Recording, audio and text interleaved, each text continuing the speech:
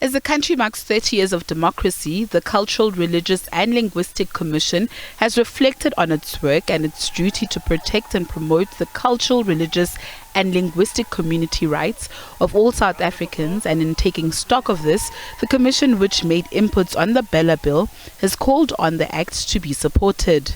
As a commission, we also conducted some investigations in the country, whereby we were looking at whether at the time it was the 11 official languages, whether they were treated equally. But, it was so sad to realize that though Afrikaans and English continues to have the dominance over the other languages, and even in government departments where people had the opportunity to lift the marginalized languages, they just deliberately did not want to do that.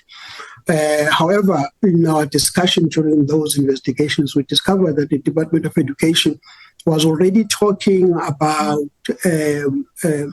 making sure that children have an access, or at least are given an opportunity to start learning in their mother tongue. The Commission is still in the process of lobbying Parliament to create an oversight body that each religion will be held accountable to.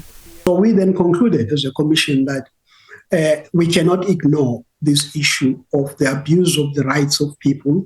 So if people are not happy about structures that are providing an oversight, which are linked to government, then CRL came with the resolution saying there must be self-governance. So structures must take a responsibility to make sure that anybody who claims to be a Christian, there must be some forums to which that person is accountable. If a person claims to be a Muslim, there must be some platforms through which that person's activities are processed.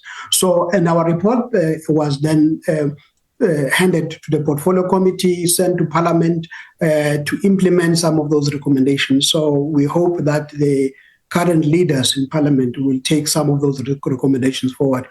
The Commission has experienced challenges with cultural practices of initiation, saying provinces like the Eastern Cape and Limpopo are still non-compliant in adhering to basic human rights of initiates. The Commission itself, 2023, we hosted an initiation conference in Gauteng, whereby we brought in different stakeholders just to have a dipstick in terms of what is the progress, where things are, what are the challenges. And I do need to mention that during that conference, it was also reported that some of the provinces are still having challenges, the Eastern Cape in particular, but of course other provinces were still having challenges. In Limpopo, there was also a challenge in Palabura, where we had about 292 young men who were injured when they went to an initiation school.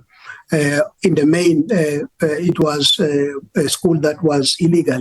So when we conducted investigations again with the Palabura incident, we discovered a lot of things were not followed properly, etc. So what I'm saying, therefore, in terms of the issue of the initiation practice within the cultural space, has been a bit of a challenge. The Commission is further calling for government to allocate the Commission with more resources so the work of the Commission can be strengthened.